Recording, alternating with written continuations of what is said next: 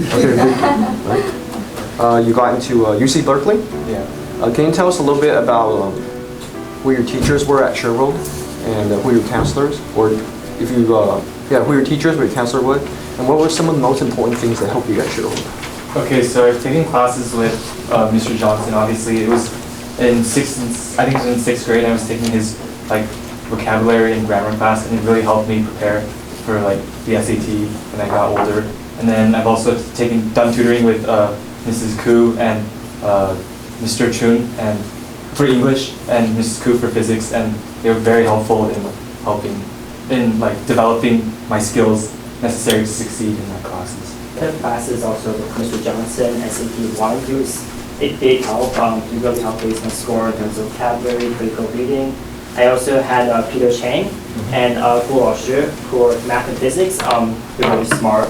They really know their subject well. And before class, I was really struggling at my classes at Monte Vista, but once I came in, really showed me how to do the steps for each problem. I was doing much better on tests. I was able to get the A, and it was a big help. And my guidance counselor was Dr. Yoshida. Thank you so much, Dr. Yoshida. You've been a great help to me. Like the college application process.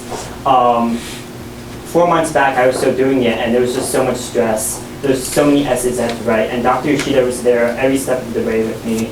She was there when I first started brainstorming ideas for my essay. She was there when I had drafts, helping me proofread, helping me make them ready to be sent. She was there at 5 a.m. in the morning. She was there at 9 p.m. in the morning, helping me send the applications to the schools. So she was just a huge help for me. I couldn't have done it without her. Thank you so much. So I came to ShareWorld kind of late, like this September before my first college job was due, and I had Dr. Yoshida with me as a counselor. When I came here, I kind of had no idea what to write, even though it was like a month before my apps were due. So Dr. Yoshida, she got with me really quick, and she gave me like a lot of ideas, and within 2 weeks, I had a good idea of what I wanted to write. I was editing my personal statement, even 3 days before my app was due, and I didn't really have a finalized version. So I was sending Dr. Yoshida maybe 3 drafts per day, and she responded very quickly with her feedback and more advice. So yeah, I think the most helpful part though was getting my ideas onto paper, and I had lots of creative and out of the box ideas, and Dr. Yoshida helped me write them down and word them nicely. Okay. The thing about writing is that kids think they don't like to write. Are there kids here? Where's a kid? If there's a kid, okay, do you like to write? Well, okay, that's more open-minded than most, okay? The thing is, the kids love to communicate. They like to talk. The thing is that for writing, it seems hard to them because it's organizing the ideas. But once they have a template to organize the ideas, and they practice that a few times, then it becomes relatively easy, okay? So you start out with a basic idea, you want to support it with some examples, then you want to reiterate what you just said, and then go on to the next example. Overall scheme, it's easy, okay? And as a matter of fact, you can actually incorporate that into your conversation. So whether you want to do well on these standardized tests, or you want to do well in your classes in general, because the grammar and the English that you learn is going to be useful in any class. And the reading skills will be useful in almost any class, right? You have to get the fundamentals down.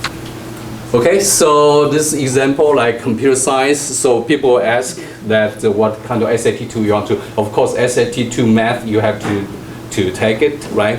And then the second one for computer science, there's an AP computer science, and also you probably needs to take SAT2 physics, and of course double E is you take SAT2 math and physics. Biomedical engineering major, you take AP bio and SAT2 math. So those are the basic things.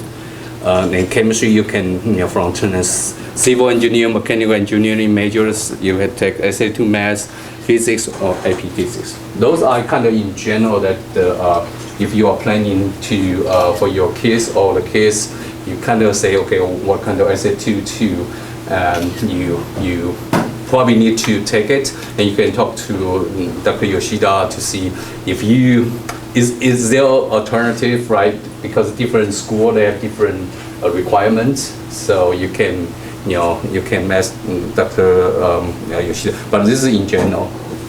So let's talk about what happened this year. For ECP, meaning Early College Preparation, it's the program we have from 9th graders on to 12th grade. So this student got into Cornell and Brown for biology. This student knew from the very beginning, I want to be a doctor. So I'm going to go into biomedical biology. That's what I want to do.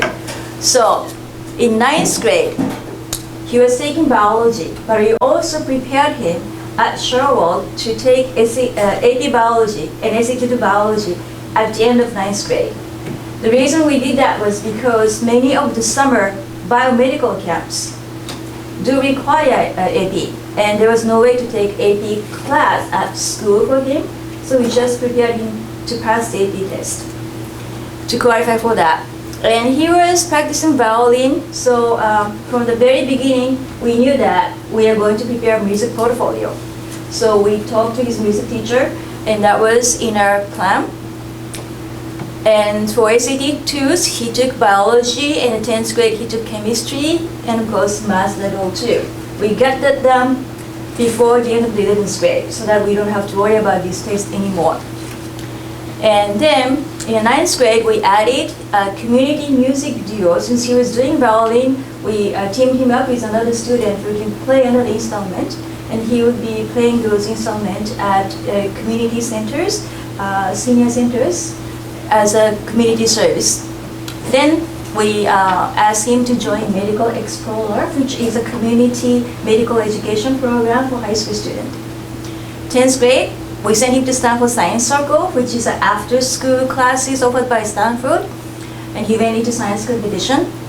11th grade, doctor shadowing, summer medical camp.